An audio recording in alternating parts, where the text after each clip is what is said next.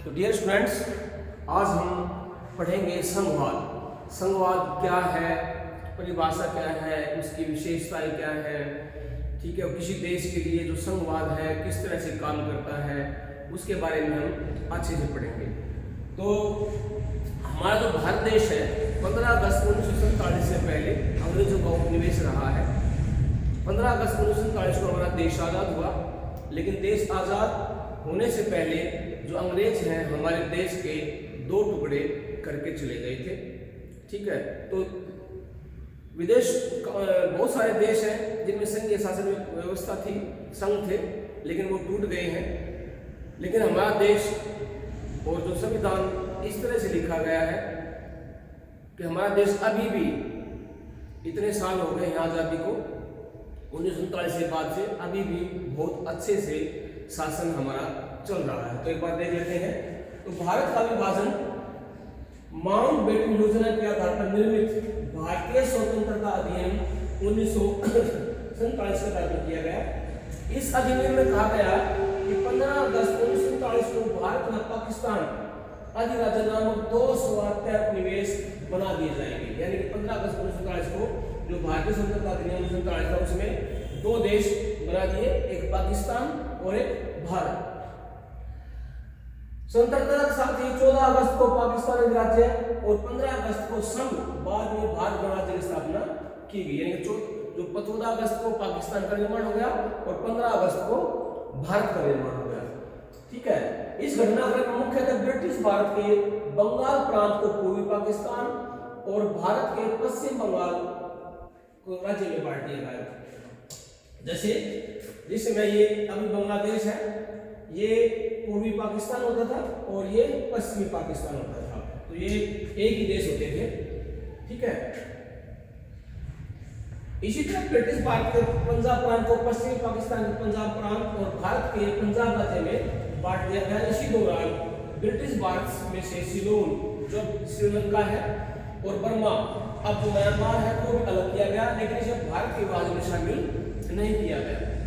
इसी तरह 1971 में पाकिस्तान के विभाजन और बांग्लादेश की स्थापना को भी इसी घटनाक्रम में नहीं गिना जाता है।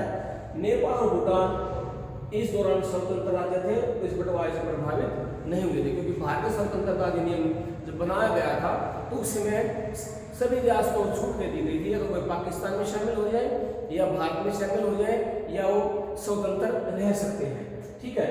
तो 15 अगस्त 1947 आधी रात को भारत और पाकिस्तान कानूनी तौर पर दो स्वतंत्र राष्ट्र बने, लेकिन पाकिस्तान की सत्ता परिवर्तन रस्म 14 अगस्त को कराची में की गई ताकि आखिरी British viceroy Lord Mountbatten Karachi और नई दिल्ली में दोनों जगह रस्मों में हिस्सा ले सके। अगर एक भी मना तो दोनों जगह वो जा नहीं सकते थे, इसलिए पाकिस्तान को 14 अगस्त और भारत को 15 अगस्त, इसलिए पाकिस्तान में स्वतंत्रता 14 अगस्त और भारत में 15 अगस्त को मनाया जाता है, ठीक है। तो एक बार देख लेते हैं। ये जो आप मैप देख रहे हैं ये 1947 का मैप है। तो उस समय आजादी के समय जो थे भारत में उसमें 17 प्रांत थे और 565 रियासतें थी, ठीक है। उसके बाद अब ये अपना मानचित्र है। अब हमारे देश में 28 राज्य हैं और 9 केंद्र शासित प्रदेश हैं, ठीक है। जम्मू कश्मीर जो है इसको केंद्र शासित प्रदेश में परिवर्तन कर दिया गया है, ठीक है। इस वजह से जो हमारे 29 राज्य थे अब 28 राज्य रह गए हैं और 2 केंद्र शासित प्रदेश बढ़ गए हैं। तो अब हमारे केंद्र शासित प्रदेश 9 हो गए हैं। अब देखो कुछ जैसे हमारा देश अभी भी बहुत अच्छे से संघीय शासन प्रणाली को लेकर के शासन कर रहा है, अच्छे से चल रहा है, लेकिन कई देश है उनमें जो संघीय शासन व्यवस्था थी लेकिन उनका विघटन हो गया है। तो एक बार देख लेते हैं कि कौन कौन से देश हैं, किस किस तरह से उनका विघटन हुआ। ये देखिए, सोवियत संघ का विघटन विश्व इतिहास की महत्वपूर्ण घटना थी। यह यूएसएसआर के यूएसएसआर के गठन के लगभग 74 वर्षों के बाद 25 दिसंबर 1991 को हुआ था। एक समय दुनिया के सबसे शक्तिशाली और बड़े देशों में से एक था, जिसका क्षेत्रफल 22 मिलियन वर्ग किलोमीटर से भी ज्यादा था। विघटन के समय इसके पास हजारों परमाणु हथियार भी थे। विघटन के बाद सोवियत संघ 15 स्वतंत्र देशों में टूट गया। जो बहुत शक्तिशाली देश था वो 15 स्वतंत्र देशों में टूट गया। यह सोवियत नेता मिखाइल गोर्बाचेव के कार्यकाल के दौरान हुआ था। वे 1985 में सत्ता में आए और देश के राजनीतिक और आर्थिक क्षेत्र में कई सुधार लेकर के आए। इस विघटन के बहुत सारे कारण थे, हम उसमें नहीं जाएंगे। 1992 में देखिए सरकार में बढ़ते राष्ट्रवादी तनाव के कारण चेकोस्लोवाकिया और संसद द्वारा शांतिपूर्ण भंग कर दिया गया। 21 दिसंबर 1992 को यह औपचारिक रूप से दो स्वतंत्र देशों चेक गणराज्य और स्लोवाक गणराज्य में विभाजित हो गया। अगली घटना देखिए, मई 1992 में गणराज्य ने यूगोस्लाविया से अपनी स्वतंत्रता की घोषणा की, जबकि बोस्निया में सर्बों ने अपने क्षेत्रों को एक स्वतंत्र गणराज्य घोषित किया। सितंबर 1991 के जनमत संग्रह के बाद मैसेडोनिया ने भी स्वतंत्रता की घोषणा की और हिंसा की निगरानी के लिए सर्बिया की सीमा पर एक अमेरिकी शांति सेना और एक निगरानी बल भेजा गया। आगे देखिए, 1947 अगस्त में भारत के विभाजन के फलस्वरूप पाकिस्तान का जन्म हुआ। उस समय पाकिस्तान में वर्तमान पाकिस्तान और बांग्लादेश, जिसे पूर्वी पाकिस्तान कहते हैं, दोनों शामिल थे। सन 1971 में भारत के साथ हुए युद्ध में पाकिस्तान का जो पूर्वी हिस्सा, जिसे उस समय पूर्वी पाकिस्तान कहा जाता था, बांग्लादेश के रूप में स्वतंत्र हो गया। तो ये पाकिस्तान का विघटन हो गया था। अगर देखें, वेस्ट इंडीज संघ, जिसे अंग्रेजी में federation of the West Indies के रूप में भी जाना जाता है, एक अल्जीरियन कैरिबियन संघ था जो 3 जनवरी 1958 से लेकर के 31 मई 1962 तक अस्तित्व में रहा। इसमें यूनाइटेड किंगडम के कई कैरिबियन उपनगर शामिल थे। संघ का अभिव्यक्त उद्देश्य राजनीतिक राय का निर्माण करना था, जो कि ब्रिटेन से अलग एक स्वतंत्र राज्य के रूप में होता। संघ कनाडाई महासंघ, ऑस्ट्रेलिया संघ या केंद्रीय एप्लीकेशन के समान भूटान के साथ होने से पहले ही आंतरिक राजनीतिक संघर्ष के कारण यह संघ ध्वस्त हो गया। तो ये कुछ महत्वपूर्ण घटनाएं थी जो संघीय शासन व्यवस्था थी, जो संघ था उनका विघटन हो गया। अब देखते हैं संघवाद है, लेकिन हमारा देश अभी भी संघवाद की व्यवस्था को लेकर के बहुत अच्छे से चल रहा है। ठीक है, एक बार हमारे भारत के बारे में देख लेते हैं। तो हमारे भारत में जो संघीय शासन व्यवस्था है, तो संघवाद क्या होता है? संघवाद का मतलब होता है एक से ज्यादा सरकारें काम करती हों। एक तो होती है, लेकिन एक से ज्यादा सरकारें काम करती हैं, उसे संघवाद कहते हैं। जैसे देखिए, तो हमारे देश में केंद्र सरकार है, राज्य सरकार है, स्थानीय निकाय है। स्थानीय निकाय में क्या आ जाएगा? ग्राम पंचायत है, नगर निगम है, नगर पालिका है। ये अगला चैप्टर है, उसमें हम अच्छे से पढ़ेंगे। उसे हम संघवाद कहते हैं। तो केंद्र सरकार, राज्य सरकार, स्थानीय निकाय, तो ये क्या कहलाता है? संघवाद कहलाता है। तो संघवाद देखो, जैसे हमारे देश में केंद्र सरकार एक सरकार है, संघ सरकार जो केंद्र लेवल पे एक सरकार होती है। अभी हम देख लेते हैं, तो जैसे देख हमारी बीजेपी गवर्नमेंट, बीजेपी पार्टी है, उनकी ऊपर सरकार है, एनडीए की सरकार है, उनके प्रधानमंत्री श्री नरेंद्र मोदी हैं। और जो हमारा राज्य है हरियाणा, उसमें भी बीजेपी की सरकार है और उसके मुख्यमंत्री श्री नायब सिंह सैनी है। कहने का मतलब क्या है? यहाँ पर केंद्र सरकार पूरे देश में शासन करती है और राज्य सरकार एक राज्य के ऊपर राज करती है। ठीक है, संघीय व्यवस्था से देखो आप क्या है, क्या समझते हैं? आमतौर पर जो संघीय व्यवस्था है उसमें दो प्रकार की सरकारें होती है। एक सरकार जो होती है पूरे देश के लिए होती है और जिसमें राष्ट्रीय महत्व के विषय होते हैं, और दूसरी जो सरकार होती है राज्य प्रांतों स्तर की सरकारें होती हैं, जो शासन के दैनंदिन कामकाज को देखती हैं। सत्ता के इन दोनों स्तर की सरकारें अपने अपने स्तर पर स्वतंत्र होकर के काम करती हैं। संघवाद जो है दो सरकारों का मिश्रित स्वरूप होता है, यानी कि एक व्यवस्था में दो सरकारों का मिश्रण होना, यानी कि जो देश के नागरिक होते हैं उनके ऊपर दो सरकार शासन करती हैं, राज्य सरकार और केंद्र सरकार। भारत में हम संघवाद को स्थानीय, राष्ट्रीय और राज्य सरकारों के बीच में सत्ता के वितरण के रूप में परिभाषित कर सकते हैं, यानी कि उसमें सत्ता की साझेदारी हो जाती है। उदाहरण के लिए जैसे देखिए, हमारा भारतीय संविधान कहता है कि भारत भी एक संघीय देश है। जैसा कि आप जानते हैं कि हमारे पास संसद के दो सत्र हैं, केंद्र में संघ सरकार है और राज्य स्तर पर राज्य सरकार है। हमारे पास अलग अलग राज्य सरकारें हैं। भारतीय संविधान के अनुच्छेद 1 से 4 तक भारतीय संघ और उसके राज्य क्षेत्र के बारे में उपबंध है, वो लिखे लिखे गए हैं।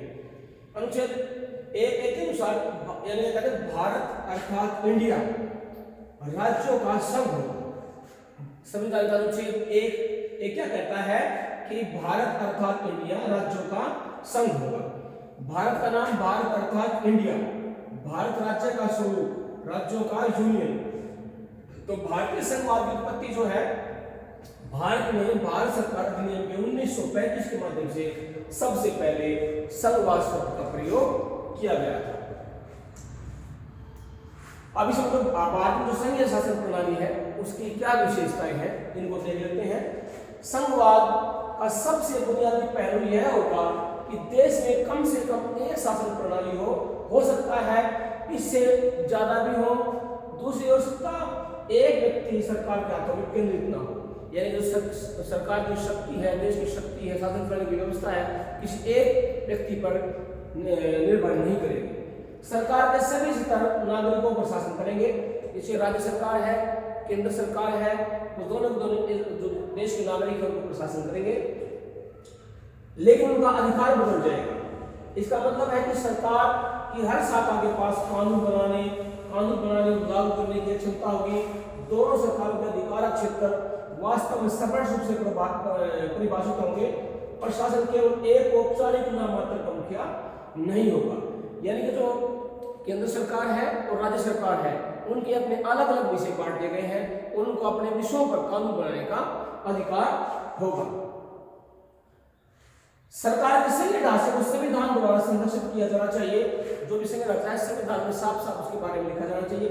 जो एक और महत्वपूर्ण कारक है इसका मतलब कि दोनों या सभी प्रशासनिक शक्तियों कर्तव्यों को देश के संविधान में निर्धारित किया जाना चाहिए। संघीय सरकार सुनिश्चित हो गई, लेकिन जो संविधान है उसमें राज्य सरकार और केंद्र सरकार उनकी शक्तियों के बारे में बिल्कुल साफ साफ वर्णन होना चाहिए।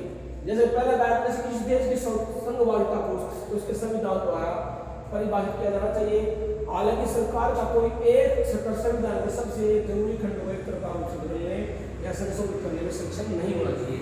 यानी कि जब संविधान को बदलने की पावर आती है तो ये नहीं कि केंद्र सरकार के पास उसका जो मूल ढांचा है उसको बदलने की पावर केंद्र सरकार के पास। हमारे देश में व्यवस्था की गई है कि केंद्र सरकार अगर संविधान में परिवर्तन करना चाहती है तो उसे संसद में विशेष बहुमत साधारण बहुमत से पास करा करके जो राज्य के विधानमंडल है आधे से ज्यादा राज्यों के विधानमंडलों से स्वीकृति जरूरी है। तो इस प्रकार से दोनों सदन की सरकारें संविधान में संशोधन करने के लिए जरूरी है। ऐसे संशोधन लागू किए जाने से पहले सरकार के सभी सत्रों पर मंजूरी लेनी चाहिए। सरकार अब दो सदनों से विभाजित है, प्रत्येक के भीतर शक्ति कार्यों का सेट है। हालांकि दोनों के बीच संघर्ष की भी संभावना रहती है। तो ठीक है, उसके लिए एक संघ राज्य में न्यायालय शायद न्यायपालिका विवाद का फैसला करने के लिए प्रभारी होंगे। यानी कि जो संघवाद है उसमें दो तरह की सरकारें काम करेंगे, तो वाद विवाद तो होना तय है। तो उनका जो निर्णय वाद विवाद का निर्णय होने के लिए एक स्वतंत्र न्यायपालिका भी जरूर होनी चाहिए। इस स्थिति में न्यायालय के पास हस्तक्षेप करने और एक समझौते पर पहुंचने की शक्ति होनी चाहिए। जबकि यह सरकार के विभिन्न क्षेत्रों के बीच अधिकार साझा किया जाना चाहिए। आय साझाकरण, जो टैक्स लगते हैं, राज्य सरकार की क्या हिस्सेदारी है, केंद्र सरकार की क्या हिस्सेदारी है, केंद्र सरकार कितना टैक्स देगी, उसका कितना हिस्सा होगा, ठीक है। तो सभी क्षेत्रों पर सरकारों को अपने दम पर राजस्व उत्पन्न करने में सक्षम होना चाहिए। जो टैक्स है, राज्य सरकार भी टैक्स जनता पर लगा सकती है और केंद्र सरकार भी टैक्स जनता पर लगा सकती है, क्योंकि इनमें से एक कोई भी सरकार वास्तव में स्वायत्त नहीं है। अपनी अपनी जिम्मेदारी पूरा करने की वित्तीय सहायता उनके लिए बहुत जरूरी हो जाती है। तो वो जो केंद्र सरकार है, राज्य सरकार है, उनको जो टैक्स लगाने की स्वायत्ता प्रदान की गई है। अब देख लेते हैं संघात्मक और एकात्मक सरकार का तुलनात्मक विश्लेषण। जो संघात्मक सरकार क्या होती है, जहाँ एक से ज्यादा सरकारें काम करती हैं, और एकात्मक सरकार का स्वरूप क्या होता है, वहाँ पर एक ही प्रकार की सरकार जो है वो कार्य करेगी। तो दोनों का एक बार तुलनात्मक अध्ययन कर लेते हैं भी संघीय सरकार और एकात्मक सरकार में क्या अंतर है। दोहरी सरकार अर्थात राष्ट्रीय में क्षेत्रीय सरकार। यहाँ पर दोहरी सरकार मतलब क्या है, एक तो केंद्र में सरकार होगी और राज्य जो सरकारें हैं वो काम करेगी, लेकिन यहाँ पर एक राष्ट्रीय सरकार होती है जो क्षेत्रीय सरकार बना सकती है, यानी कि वो वहाँ पर एक ही प्रकार की सरकार काम करेगी। लेकिन संविधान का जो संघात्मक सरकार होती संविधान होता है, यहाँ एक आदमी संविधान में सरकार में संविधान लिखित भी हो सकता है, यानी जैसे फ्रांस है और अलिखित ब्रिटेन में, तो यहाँ पर लिखित भी हो सकता है और अलिखित भी। लेकिन यहाँ पर लिखित संविधान है। राष्ट्रीय एवं क्षेत्रीय सरकारों के मध्य शक्तियों का विभाजन, जो राष्ट्रीय सरकार है, केंद्र सरकार है और राज्य सरकार है, उनमें शक्तियों का विभाजन कर दिया जाता है ताकि उनमें कोई वाद विवाद की गुंजाइश ना रहे।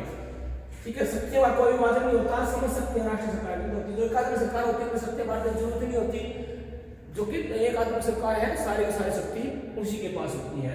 संविधान की सर्वोच्चता, जो संघीय शासन व्यवस्था होती है, संघीय सरकार होती है, उसमें संविधान की सर्वोच्चता होती है। संविधान सर्वोच्च भी हो सकता है, जापान है और नहीं भी, और ब्रिटेन में जैसे संविधान सर्वोच्च नहीं है और जापान में हो सकता है। इनमें यहाँ दोनों में एकात्मक सरकार है। कठोर संविधान, संघात्मक सरकार है उसमें कठोर का संविधान होना बहुत जरूरी है ताकि जो केंद्र सरकार है या राज्य सरकार है उनकी मनमानी ना चले। संविधान कठोर भी हो सकता है जैसे फ्रांस का है और लचीला है ब्रिटेन का, तो दोनों तरह का इसमें एकात्मक सरकार में संविधान हो सकता है। उसके बाद स्वतंत्र न्यायपालिका, संघात्मक सरकार में स्वतंत्र न्यायपालिका बहुत ही जरूरी है, क्योंकि जहाँ पर दो या दो से अधिक प्रकार की सरकारें काम करती हैं उनमें वाद विवाद की गुंजाइश रहती है, तो उनका जो निर्णय है जब स्वतंत्र न्यायपालिका होगी तो अच्छे से उनके वाद विवाद का निपटारा कर सकती है। न्यायपालिका स्वतंत्र भी हो सकती है और एकात्मक सरकार नहीं भी हो सकती है।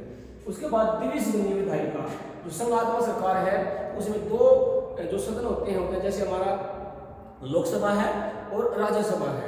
ठीक है, जब कोई भी कानून बनाने की बात होती है तो दोनों सदन उसमें उस कानून को पास करेंगे, राष्ट्रपति के साइन होंगे, तब जाकर के कानून अस्तित्व में आता है। लेकिन विधायिका इसमें देखते हैं एकात्मक सरकार में विधायिका द्विसदनीय भी हो सकती है, जैसे ब्रिटेन है और एक सदनीय चीन में। चीन में एक सदनीय है और ब्रिटेन में द्विसदनीय, तो दोनों प्रकार की इसमें एकात्मक सरकार में सदन हो सकते हैं, लेकिन संघात्मक में द्विसदनीय होता है। आप देख सकते हैं भारतीय संविधान में संघात्मक लक्षण क्या क्या है। तो भारतीय जो संविधान है उसमें देखो संविधान की सर्वोच्चता दी गई है। संघात्मक लक्षण क्या है? संविधान की सर्वोच्चता, कोई भी शक्ति संविधान से ऊपर नहीं है। हमारे देश में सबसे ज्यादा जो हमारा जो देश चलता है तो वो संविधान से चलता है और सभी संविधान के दायरे में रहकर ही काम करेंगे। सबकी अलग अलग शक्तियां संविधान में बिल्कुल साफ साफ से लिखी गई हैं। कार्यपालिका की है, ठीक है, न्यायपालिका है, तो सबकी शक्तियां जो है राज्य सरकारें हैं, सबकी शक्तियां संविधान में बहुत अच्छे से लिखी गई हैं। इसलिए संविधान जो है संघात्मक सरकार में सर्वोच्च होता है। शक्तियों का विभाजन, देश में केंद्र सरकार है और राज्य सरकार काम करती है। ठीक है, तो हमारे देश में 3 सूचियां बनाई गई हैं, संघ सूची, राज्य सूची और समवर्ती सूची। तो जो संघ सूची है उसमें केंद्र सरकार कानून बनाएगी, राज्य सूची है उसमें राज्य सरकार कानून बनाएगी और समवर्ती सूची है उसमें राज्य सरकार और केंद्र सरकार दोनों के दोनों कानून बना सकती हैं। लेकिन अगर कोई वाद विवाद हो जाता है तो उसमें केंद्र सरकार का ही कानून माना जाता है। स्वतंत्र न्यायपालिका, भारत में एक स्वतंत्र न्यायपालिका है। संघात्मक सरकार के ये बहुत ही जरूरी लक्षण होता है कि जो संघीय सरकार है उसमें एक स्वतंत्र न्यायपालिका जरूर होती है, क्योंकि इससे क्या होता है जो सरकार है वो तानाशाह के चांस कम हो जाते हैं। ठीक है, तथा सभी नागरिकों को निष्पक्ष न्याय दिलाती है। एक आदमी के पास या एक सरकार के पास ताकत नहीं होती है। अगर मान लीजिए कोई सरकार है और निरंकुश होना चाहती है तो उसके ऊपर जो आखिर जो संविधान का जो सबसे बड़ा संरक्षण होता है, सर्वोच्च न्यायालय होता है, तो वो खुद भी संज्ञान ले सकता है या कोई रिट डाल सकता है या कोई केस कर सकता है, उसमें वो फैसला सर्वोच्च न्यायालय पर देता है। संशोधन की प्रणाली, ये संज्ञा प्रक्रिया का रूप है। जो संशोधन प्रणाली है, संविधान में संशोधन करना चाहती है तो उसमें जैसे हमारे राज्य सरकारें भी काम करती हैं और केंद्र सरकार भी। कुछ विषय ऐसे हैं जिनमें केंद्र सरकार साधारण बहुमत से संशोधन कर सकती है, लेकिन उस कुछ विषय ऐसे हैं जो मूल ढांचा है उसमें जो केंद्रीय सरकार है वो अकेले संशोधन नहीं कर सकती, उसमें राज्य विधानमंडलों की भी स्वीकृति जरूरी है।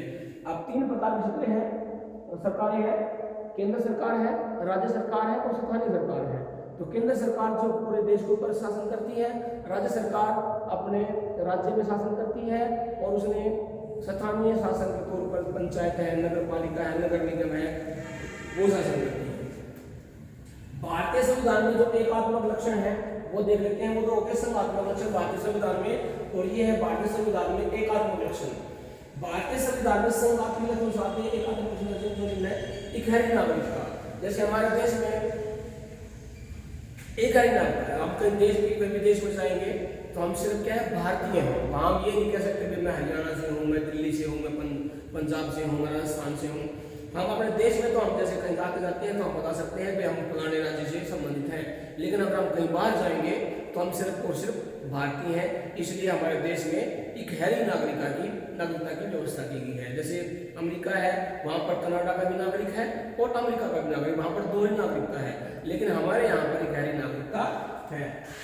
एकीकृत न्याय व्यवस्था, हमारे देश में स्वतंत्र न्यायपालिका है और एकीकृत न्याय प्रणाली। एकीकृत न्याय प्रणाली का मतलब है सबसे ऊपर सर्वोच्च न्यायालय, उसके बाद उसके नीचे उच्च न्यायालय, उच्च न्यायालय से नीचे जिला और सत्र न्यायालय, तीनों के तीनों सर्वोच्च न्यायालय का अधीन उच्च न्यायालय, तो उच्च न्यायालय का अधीन जिला और सत्र न्यायालय होते हैं। तो सारी की सारी जो व्यवस्था एकीकृत व्यवस्था निर्धारित की गई है। शक्तियों का बंटवारा केंद्र के पक्ष में, ज्यादा जो शक्तियां हैं वो केंद्र के पक्ष में ज्यादा है, जो ज्यादा पावर है वो केंद्र को ज्यादा दी गई है, ताकि हमारे देश में एक आ रहे संघ और राज्यों के लिए एक ही संविधान। तो किसी भी राज्य के लिए अलग से संविधान की व्यवस्था नहीं की गई है, पूरे देश में राज्यों के लिए और केंद्र सरकार के लिए एक ही संविधान की व्यवस्था की गई है। हाँ, इससे पहले जम्मू कश्मीर में धारा 370 के तहत वहाँ की अलग संविधान की व्यवस्था थी, लेकिन अब वो भी उनका जो विशेष राज्य था वो दर्जा खत्म कर करके उसको केंद्र शासित प्रदेश बना दिया गया है। अब पूरे देश में एक ही संविधान की व्यवस्था हो गई है। आपातकाल में एकात्मक शासन, बाई चांस कोई इमरजेंसी आती है, युद्ध की स्थिति आ जाती है, तो जो केंद्र सरकार है वो बहुत ज़्यादा शक्तिशाली होती है। आपातकाल लगाने के बाद सारी व्यवस्था राष्ट्रपति के माध्यम से अपने अंडर में ले लेती है। राज्यों के राज्यपाल नियुक्ति, तो राज्य के जो राज्यपाल है वो केंद्र सरकार ही नियुक्त करती है। केंद्र मंत्रिपरिषद की सलाह पर जो राष्ट्रपति महोदय हैं राज्यपालों की नियुक्ति करते हैं, उसमें राज्य सरकारों का कोई प्रभाव नहीं होता। इकहरी प्रशासकीय व्यवस्था, यानी कि जैसे IAS है, IPS है, सारी सेंट्रल लेवल पर इकहरी प्रशासकीय व्यवस्थाएं हैं। संविधान संशोधन में संघीय सरकार का महत्व, तो जो संविधान संशोधन करना होता है उसको पहल करती है वो केंद्र सरकार करती है, उसमें राज्य सरकार नहीं कर सकती। राज्य सरकारों को सिर्फ अपनी अनुमति देनी होती है, वो भी कुछ विशेष मामलों में। कुछ संविधान होते हैं उनमें राज्यों के विधानमंडल में जरूरत ही नहीं होती। तो ये भारतीय संविधान में संघात्मक लक्षण थे, ये भारतीय संविधान में एकात्मक लक्षण थे। इसके बाद देखो भारतीय संविधान में संघवाद, भारत जैसे विशाल देश पर शासन करने के लिए प्रांतीय और केंद्र सरकार के बीच शक्तियां की बांटना बहुत जरूरी था। भारतीय समाज में क्षेत्रीय और भाषाई विविधताएं हैं, इन विविधताओं को मान्यता देने की आवश्यकता थी। तो हमारा जो देश है बहुत सारी विविधताओं, बहुत सारी भाषाओं वाला देश है, इसलिए इनको मान्यता देने की बहुत जरूरत थी। विभिन्न क्षेत्रों और भाषा भाषी लोगों को सत्ता में सहभागिता करनी थी तथा इन क्षेत्रों के लोगों को स्वशासन का अवसर भी मिलना चाहिए था। देखें, अगर हमारी मंशा लोकतांत्रिक शासन स्थापित करने के लिए इन बातों को लागू करना अपरिहार्य था। केंद्र और राज्य में संबंध, ये देख लेते हैं एक बार। विधायी संबंध, इसका विवरण अनुच्छेद 245 से 255 में किया गया है। संघ सूची, जैसे हमने पहले अभी बात की थी, जो केंद्र सरकार है और राज्य सरकार है उनमें शक्तियों का बंटवारा कर दिया गया है, वो किसके तहत किया गया है? और संघ सूची, यूनियन लिस्ट। संघ सूची में केंद्र सरकार ही कानून बना सकती है, उसके अंडर में क्या क्या काम है?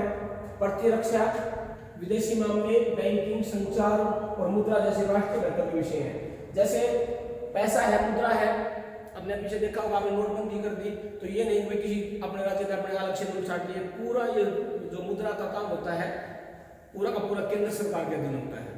तो सरकार चाहेगी 500 नोट बंद हो जाए तो बंद हो जाएंगे, अगर कोई नया नोट लेना चाहती है तो नया नोट है वो चलन में आ जाएगा। पूरे देश के लिए इन मामलों में एक ही तरह की नीति की जरूरत होती है, बैंकिंग संचार है। इसी कारण इन विषयों को संघ सूची में डाला गया है। संघ सूची में बड़े 97 विषयों के बारे में कानून अधिकार सिर्फ केंद्र सरकार का, यानी कि संघ सूची में 97 विषय किए गए हैं, उनमें सिर्फ और सिर्फ केंद्र सरकार कानून बना सकती है। संघ सूची का प्रमुख विषय देखिए क्या है? रक्षा और सशस्त्र बल जिसमें सेना, नौसेना और वायुसेना शामिल है। परमाणु जो ऊर्जा है वो केंद्र सरकार का अधीन है। विदेशी मामले और कूटनीति, विदेशी मामलों में हमारे राजनीति क्या होना चाहिए, विदेशी मामलों में हमारी नीतियां किस प्रकार काम करती हैं, सारे के सारे केंद्र सरकार के अधीन है। बैंकिंग, मुद्रा और सिक्का, भाई जो बैंक की व्यवस्था है पूरे देश में कैसी व्यवस्था होनी चाहिए, मुद्रा कैसी होनी चाहिए, वो सारा का सारा केंद्र सरकार के अधीन है। रेलवे विभाग है सारा का सारा वो केंद्र सरकार के अधीन है। डाक और तार है, डाक विभाग है, वो पूरा केंद्र सरकार के अधीन है। कृषि के अलावा आय पर कर, यानी कि कृषि पर टैक्स लगाना है, आय पर टैक्स लगाना है, इनकम पर टैक्स लगाना है, वो सारा का सारा केंद्र सरकार का अधीन है। जनगणना, हर 10 साल में हमारे देश में जनगणना होती है और जनगणना काम किसके अंतर्गत आता है, केंद्रीय सरकार के अंतर्गत आता है। अंतरराज्यीय व्यापार और वाणिज्य, ठीक है, तो ये सारा का सारा और केंद्र शासित प्रदेश, ये सारे के सारे विषय जो है संघ सूची के अंतर्गत आते हैं और संघ सूची में सिर्फ और सिर्फ केंद्र सरकारी कानून बना सकती है। राज्य सूची देख लेते हैं। राज्य सूची में पुलिस, व्यापार, वाणिज्य, कृषि और सिंचाई जैसे प्रांतीय और स्थानीय महत्व के विषय है। राज्य सूची में शासित वर्णित विषय के बारे में सिर्फ राज्य सरकार कानून बना सकती है। ध्यान रखना, केंद्रीय सूची संघ सूची में 97 विषय थे और राज्य सूची में 66 विषय हैं। अब इसके जो प्रमुख विषय हैं उनको एक बार देख लेते हैं। सार्वजनिक व्यवस्था और पुलिस, ठीक है, जो राज्य की व्यवस्था है, पुलिस की व्यवस्था है वो राज्य सरकार देखेगी। सार्वजनिक स्वास्थ्य और स्वच्छता, सफाई के बारे में या हेल्थ के बारे में है, वो राज्य सूची के अंतर्गत आता है। स्थानीय सरकार है जैसे पंचायत है, नगर पालिका है, नगर निगम है, वो राज्य सरकार के अधीन आते हैं। कृषि और सिंचाई, राज्य में कैसी कृषि सिंचाई की व्यवस्था होनी चाहिए, राज्य सरकार है। मत्स्य पालन, जो मछली पालन की व्यवस्था है, प्रोत्साहन है, योजनाएं हैं, वो राज्य सरकार के अधीन आती है। राज्य का सार्वजनिकरण है, राज्य को अपनी आर्थिक स्थिति है, ऋण कैसे लेना है, कितना लेना है, वो सारा का सारा राज्य सरकार के अधीन है। भू राजस्व है, टैक्स है, उसका वो राज्य सरकार के अधीन है। शिक्षा भी जो है वो राज्य सरकार के अधीन है। जैसे हमारा HBSC हरियाणा बोर्ड है, ठीक है, तो राज्य सरकार को कैसे सिलेबस लगाना है, किस प्रकार करना है, राज्य सरकार के अधीन है। राज्य की सार्वजनिक सेवाएं हैं, वन्य जीवों और जानवरों का संरक्षण है, वो सारा का सारी मुख्य सूचियां राज्य सूची के अधीन है। ये मुख्य सूचियां थी। अब आ जाते हैं समवर्ती सूची में। समवर्ती सूची में शिक्षा, वन मजदूर, संपादक उत्तराधिकार जैसे ये विषय जो केंद्र के साथ राज्य सरकारों को साझी दिलचस्पी मानते हैं। यानी समवर्ती सूची का मतलब क्या होता है, इसमें केंद्र सरकार भी कानून बना सकती है और राज्य सरकार भी कानून बना सकती है। इन विषयों पर कानून बनाने का अधिकार राज्य सरकारों और केंद्र सरकार दोनों का ही है, लेकिन जब दोनों के कानून में टकराव हो तो केंद्र सरकार द्वारा बना कानून नहीं मान्य होता है। और इस सूची में 47 विषय है, तो इसमें केंद्र सरकार राज्य सरकार भी कानून बना, लेकिन दोनों विषयों पर, एक ही विषय पर दोनों सरकारी कानून बना देती है तो केंद्र सरकार का कानून मानेगा। लेकिन यहाँ पर एक बात और है, बाई चांस राज्य सरकार कानून बनाती है और उस पर राष्ट्रपति के साइन हो जाते हैं और केंद्र सरकार किसी में कानून बनाती है तो वहां पर केंद्र सरकार का कानून मान्य नहीं होगा, क्योंकि राष्ट्रपति महोदय के पहले साइन राज्य सरकार के कानून पहुंच गए हैं, तो वहां पर राज्य सरकार का कानून मान्य होगा। तो ये जो मुख्य सूची है वो बात देख लेते हैं। आपराधिक कानून, जिसमें आपराधिक प्रक्रिया भी शामिल है। विवाह और तलाक, दिवालियापन, दत्तक ग्रहण, उत्तराधिकार, ड्रग्स और जहर, शिक्षा, जंगल, वन्य जीव और जानवर का संरक्षण, मूल्य नियंत्रण, आवश्यक वस्तुएं, बिजली, ये सारी की सारी समवर्ती सूची में आ जाती है। भारतीय संविधान की 7वीं अनुसूची, ये 3 सूची, संघ सूची, राज्य सूची, समवर्ती सूची में किसी भी विषय को शामिल नहीं किया जाने विषय जो मामले हैं, यानी कि संघ सूची में भी ना हो, राज्य सूची में भी ना हो और समवर्ती सूची में भी ना हो, वे विषय अवशिष्ट सूची के अंतर्गत आते हैं। भारतीय संविधान के अनुच्छेद 248 ने संसद को अवशिष्ट सूची के अंतर्गत आने वाले विषयों में संबंधित कानून बनाने की शक्ति प्रदान की है। इसमें सूचना प्रौद्योगिकी है, अंतरिक्ष प्रौद्योगिकी है, साइबर कानून आदि से विषय जो भारतीय संविधान को अपनाने के बाद सामने आए हैं, इस सूची में रखे गए हैं। यानी कि संविधान लिखने के बाद कई विषय आते चले गए, उनको अवशिष्ट सूची में रख दिया गया। प्रशासनिक संबंध देख लेते हैं एक बार। अनुच्छेद 256 से 263 तक इसका वर्णन किया है। प्रशासनिक संबंध क्या है? तो प्रशासनिक संबंधों से तात्पर्य है केंद्र व राज्य की सरकारों के कार्यपालिका संबंधी तालमेल से होता है। जो कार्यपालिका तो केंद्र सरकार और राज्य सरकार है उनमें किस प्रकार का तालमेल होना चाहिए, ये उसका वर्णन है। प्रशासनिक शक्तियों के विभाजन में संघीय सरकार अधिक शक्तिशाली है, ठीक है, और राष्ट्रीय को ध्यान में रखते हुए राज्य सरकार के प्रशासन पर संघ को पूर्ण नियंत्रण प्रदान किया गया है। अगर कोई राष्ट्रीय महत्व का विषय आता है तो उसमें सिर्फ और सिर्फ संघीय सरकार की ही चलती है। भारतीय संविधान ने प्रशासनिक व्यवस्था में एक रूपता सुनिश्चित करने का प्रावधान भी किया है। इसमें आईएएस, आईपीएस ऐसे कई भारतीय सेवा का निर्माण और राज्य के प्रमुख पद आवंटित करने का संबंधित प्रावधान है। यानी कि जो आईएएस है, आईपीएस है, वो सारी की सारी व्यवस्था केंद्रीय सरकार के अधीन है और राज्य के जो प्रमुख पद हैं उनमें आवंटन भी केंद्र सरकार ही करती है। वित्तीय संबंध देख लेते हैं क्या है। अनुच्छेद 264 से 291 तक इनका वर्णन है वित्तीय संबंध का, राज्य का और केंद्र सरकार का। संविधान के अनुसार संसद के पास संघ सूची में शामिल विषयों पर कर लगाने की शक्ति है। जो संघ सूची है उसमें जो राजस्व का टैक्स लगाने का काम है केंद्रीय सूची में वो केंद्र सरकार करती है। राज्य विधायिकाओं के पास राज्य सूची में शामिल विषयों पर कर लगाने की शक्ति है। यानी कि जो केंद्रीय सूची है वहां पर टैक्स केंद्र सरकार लगाएगी और राज्य सूची में जो टैक्स है उसमें राज्य सरकार लगाएगी। संसद और राज्य विधायिका दोनों के पास समवर्ती सूची में बने विषयों पर कर लगाने का अधिकार है। जो समवर्ती सूची है उसमें दोनों सरकारों को टैक्स लगाने का, कर लगाने का अधिकार प्राप्त है। संघीय व्यवस्था की विशेषताएं, जो संघीय व्यवस्था है उसकी क्या क्या विशेषताएं होती हैं वो एक बार देख लेते हैं। यहाँ सरकार 2 या अधिक सत्रों वाली होती है। जो केंद्रीय जो संघीय सरकार है, संघीय व्यवस्था है उसमें 2 प्रकार की सरकारें या 2 से ज्यादा प्रकार की सरकारें काम करती है। जैसे हमारे देश में राज्य केंद्र सरकार है, राज्य सरकार है, तो राज्य सरकार के नीचे होती है नगर पालिका हो गई है, नगर निगम है या पंचायत है, जिला परिषद है, ब्लॉक समिति है। ये इस प्रकार से स्थानीय स्तर पर सरकारें काम करती हैं। अलग अलग संसदों की सरकारें एक ही नागरिक समूह प्रशासन करती हैं, तो कानून बनाने, कर वसूलने और प्रशासन का उनका अपना अधिकार होता है। यानी कि ये जैसे राज्य सरकार है और केंद्र सरकार है, आज भी वही है। 2 प्रकार की सरकारें काम करती हैं, दोनों प्रकार की सरकारें अपना अलग अलग प्रकार से काम करती हैं। उसके बाद देखिए तीसरा, विभिन्न सत्रों की सरकारों के अधिकार क्षेत्र संविधान में स्पष्ट रूप वर्णित होते हैं। इसलिए संविधान सरकार के हर समय में अस्तित्व और प्राधिकार की गारंटी और सुरक्षा देता है। यानी कि जो केंद्र सरकार है, राज्य सरकार है, उसके जो अधिकार है संविधान में बिल्कुल साफ साफ उनका बंटवारा कर दिया गया है ताकि उनमें कोई विवाद की गुंजाइश नहीं रहे। अगर वाद हो जाता है तो उसके लिए एक स्वतंत्र न्यायपालिका की व्यवस्था की गई है और उनका निपटारा भी सर्वोच्च न्यायालय कर देता है, न्यायपालिका कर देती है। अदालतों को संविधान और विभिन्न सत्र की सरकारों के अधिकार की व्याख्या करने का अधिकार है। विभिन्न सत्र की सरकारों के बीच अधिकारों में विवाद की स्थिति में सर्वोच्च न्यायालय निर्णायक भूमिका निभाता है। ठीक है, तो सर्वोच्च न्यायालय है वो आखिरी संविधान की व्याख्या करने वाला होता है। बाई चांस केंद्र सरकार, राज्य सरकार या 2 से अधिक राज्यों के बीच में उनकी शक्तियों के बारे में या कुछ वाद विवाद हो जाता है तो उनका निपटारा सर्वोच्च न्यायालय संविधान की व्याख्या करके करता अपनी पीठ बैठा देते हैं और पीठ का फैसला जो है केंद्र सरकार, राज्य सरकार जिनके बीच में वाद विवाद होता है उनको मानना पड़ता है। उसके बाद देखिए द्वितीय स्वायत्तता निश्चित करने के लिए विभिन्न सरकारों के लिए राजस्व के अलग अलग स्रोत निर्धारित है। जो राज्य सरकार है, केंद्र सरकार है, सबके अपने अपने स्रोत होते हैं टैक्स लगाने के। इस प्रकार संघीय शासन व्यवस्था के 2 उद्देश्य हैं। जो संघीय शासन व्यवस्था है उसका क्या मतलब, देश की एकता की सुरक्षा करना, क्योंकि ज्यादा शक्ति केंद्र सरकार को दी गई है तो राष्ट्रीय हित के मामले हैं वो ज्यादातर केंद्र सरकार के अधीन आते हैं। तो देश की एकता की सुरक्षा करना और उसे बढ़ावा देना तथा इसके साथ ही क्षेत्रीय विविधताओं का पूरा सम्मान करना। तो क्षेत्रीय विविधताएं हैं, भाषा संबंधित है, ठीक है, और भाई पहनावा संबंधित है, एजुकेशन संबंधित है, तो वहां पर क्षेत्रीय स्वायत्तता दी गई है।